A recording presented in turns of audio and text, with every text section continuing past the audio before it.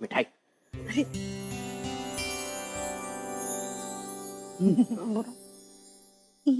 काम तो रिया दीदी का है, जरूर इन्होंने कारदानी चुराया, और अगर नहीं भी चुराए तो इल्जाम डालने में क्या हर्ज है? माँ जी की डांट पे तो बच जाओगी झुमकी, वैसे भी माँ जी की डांट तो। रिया दीदी कहाँ है हमारी कारदानी? मुझे क्या पता, आपको नहीं पता होगा तब पड़ोस वाली को पता होगा। आप ही ने चुराई है कारदानी। क्या हुआ?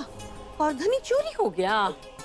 हम क्यों चुराएंगे आपकी कारदानी भला? हम जानते हैं आपकी नजर ना वो कारदानी पे थे। जब माँ जी हमें इतने प्यार से कारदानी दी थी, हम देखे थे आपका मुंह और इस हो गया था। बस झुमकी भाभी, आप कुछ भी बोल रही हैं। माँ, हमने कुछ नहीं चुराई है। रिया, अच्छे खानदान की लड़कियां अपना ही घर में डाका नहीं डालती। तुम्हें हमारी बात पे यकीन नहीं, तुम्हें इनकी बात पे यकीन है।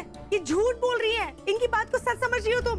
देखिए रिया दीदी, बता रहे हैं हमें वो कारदानी बहुत ही कीमती है, क्योंकि हमें माँ जी ने इतने प्यार से दी है। और बता रहे हैं हमें आज ही वो कारदानी चाहिए। झुमकी भाभी, जब रिया कह रही है उसे कुछ नहीं मालूम, तो आप ऐसा क्यों कह रही हैं? हम कह रहे हैं ना, हमें यकीन है कि इन्होंने कारदानी चुराई है। ओ झुमकी, आ जाते है ना तुम्हारी कारदानी? हैं? अलमारी के नीचे पड़ी हुई थी। अरे चीजें संभाल के रखा करो, कहीं भी रख देती हो।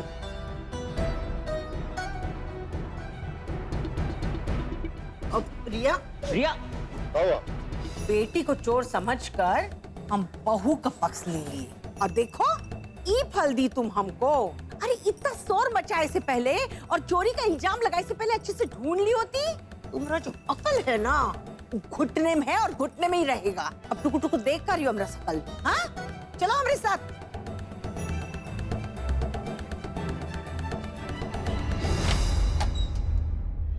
अरे अरे रिया दीदी, आप क्या घर छोड़ के जा रही हैं? झुमकी बहू, अपना जबान को थोड़ा आराम नहीं दे सकती? ये क्या कर रही हो रिया तुम? अपना घर छोड़कर चली जाओगी? अपना घर नहीं माँ, शादी के बाद मायका पराया हो जाता है। लेकिन मैं ही हूँ जो अपने पति के साथ यहाँ पर पड़ी हुई हूँ। फायदा क्या यहाँ पर रहने का, जिस घर में मेरे और मेरे पति की कोई इज्जत ही नहीं है। चली जाऊंगी मैं यहाँ से। हाँ, मैं अपने ससुराल नहीं जा सकती, लेकिन किराए के मकान में तो रह सकती हूँ ना मैं। ना बेटा, अपना माँ को माफ नहीं करोगी? हम शर्मिंदा है बेटा। अब हम कैसे यकीन दिलाए तुमको कि हम तुमसे कितना प्यार करते हैं।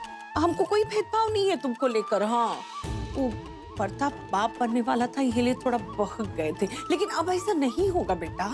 मत जाओ ये घर छोड़कर। झुमकी जी, माफी मांगो रिया से।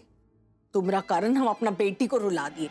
माफी मांगो, नहीं तो हम कारदानी वापस ले लेंगे। जी जी, रिया दीदी, आप हमें माफ कर दीजिए। देखिए कभी नहीं सुधरेगी, लेकिन क्या करे, माँ बनने वाली है तो एक सारा नखरा सर पे उठा के माफ करना पड़ता है।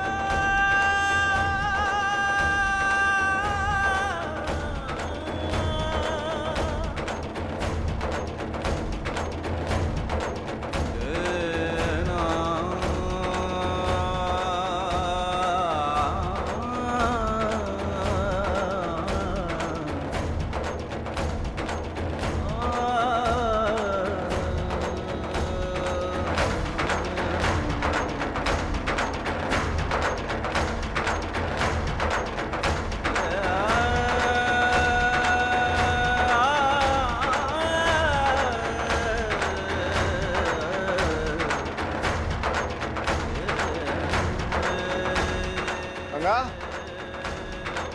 गंगा, हम आधा ही आते हैं।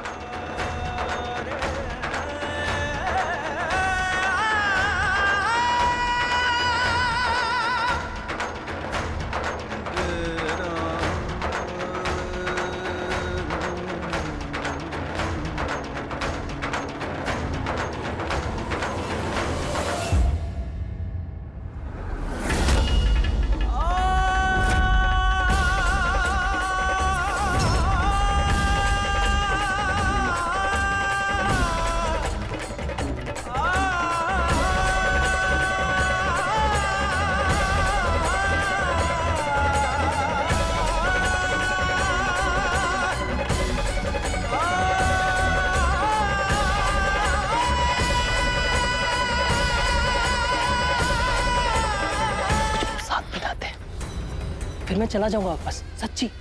तुम यहाँ क्या कर रहे हो? देखो तुम अभी क्या भी यहाँ से चले जाओ। यहाँ तुम्हारे साथ देख लो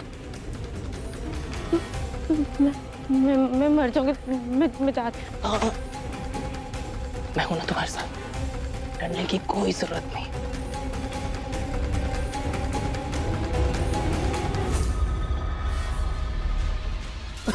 देख के चलिए मैडम। हो आशी, क्या हुआ? परेशान क्यों लग रही हो? सब ठीक है ना? सब मैं तो ये सोच के आया था कि होली पे रंगों के बहाने उसके साथ मजा लेने का चांस मिलेगा, और ये चांस मैं गंवाने वाला नहीं।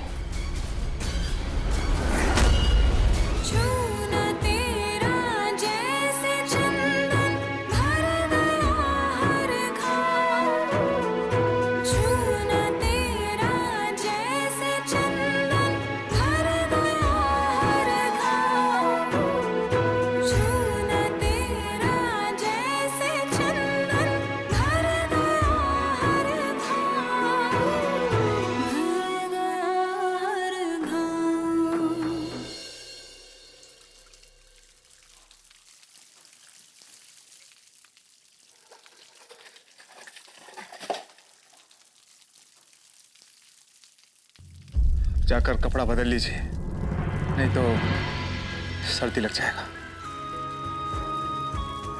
ये चलना फिरना ठीक नहीं है आपके लिए, आपको आराम करने का जरूरत है।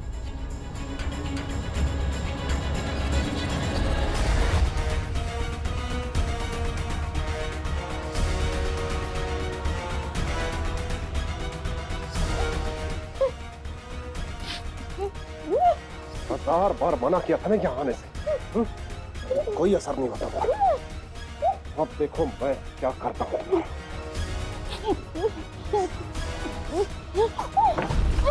बहुत हो गया तेरा नाटक।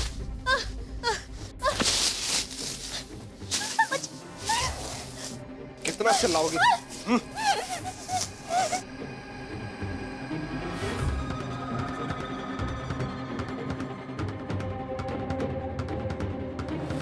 चलिए हम आपको अंदर लेकर चलते हैं।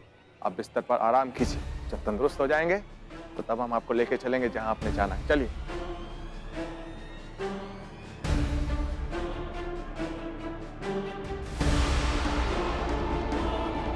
कौन हो तुम? आप कौन? हम गंगा, यहाँ के मठाधीश है ना शिव, हम उनकी पत्नी है। बताओ क्या बात है, हम तुम्हारी मदद करेंगे। ये सब किसने किया, किसने बांधा तुम्हें, बताओ हमें। किसने? गंगा बो, तुम पर अक्का? बताओ। मठाधीश के भाई प्रताप, उसने मुझे यहाँ पे लाके बंद कर दिया। लेकिन प्रताप ने ऐसा क्यों किया? प्रताप और मैं एक दूसरे को चाहते हैं। उसने मुझसे कहा कि वो अपनी बीवी को छोड़ देगा और मुझसे शादी करेगा, और मैं उसकी बातों में आ गई क्योंकि मैं उसे सच्चे दिल से प्यार करती हूँ। लेकिन उसने मेरी इसी कमजोरी का फायदा उठाया और मेरे साथ